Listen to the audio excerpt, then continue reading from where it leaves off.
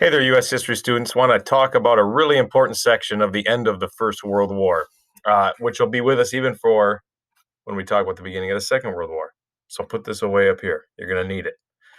So at the end, as it becomes clear that the Germans are going to lose, their Kaiser, leader of their country, abdicates, flees. A new government takes over and will sign this armistice to stop the fighting so they can figure out what the peace treaty is going to look like.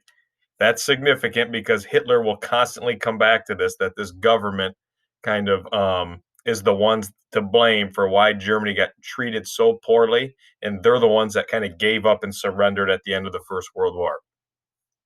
So, a couple things. The German population's not necessarily aware of how bad things are on the front because the fighting is happening outside of the German borders. Usually, when you lose a war, an army marches in, takes over cities, usually your capital city. There's destruction of cities and etc. along the way, and it's obvious you've lost. That doesn't really happen here. So, what kind of a peace agreement do the Germans expect? Well, really, a pretty favorable one. Okay. The other significant thing here is what do these other European countries want peace to look like? Because it's very different than the US. Most of them are going to push for harsher things on Germany, especially the French government and the French leader, George Clemenceau. And so they've had history with the Germans, they've had other wars with the Germans. There are reasons, take AP Euro if you want to dive into them deeper, why the French really, really, really want to stick it to the Germans at the end of the First World War, kind of kick them while they're down, if you will. And so that's really the route we're going to go more than the kind of let everybody kind of ease back into a community of nations, et cetera, that maybe Woodrow Wilson envisioned. Ultimately, here's what the treaty does in general to Germany. And again, you think if this is fair or not. Germany gets 100,000 troops in their military.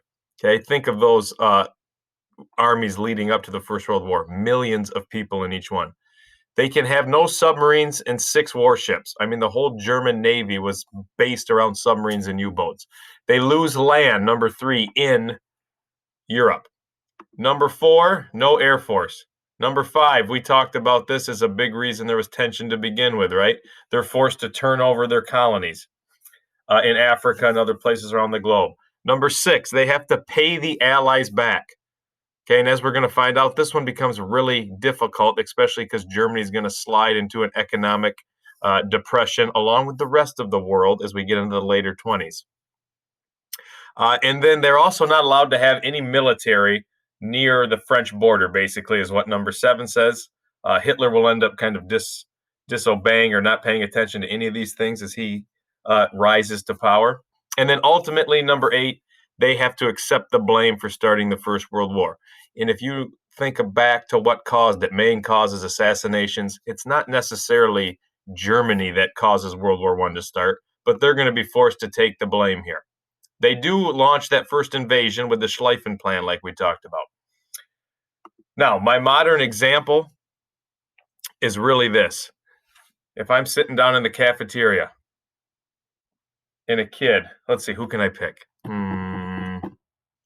We'll pick Gunner. A boy named Gunner throws a tater tot at me, hits me in the back of the head, right? Throws another one, hits me in the back of the head. Eventually, I stand up and I come to fisticuffs with Gunner, okay? And me and him are duking it out. Principal comes and separates us. We end up down in the principal's office, right? I'm sitting outside the principal's office, black eye, blood dripping out of my nose. Gunner's sitting across from me.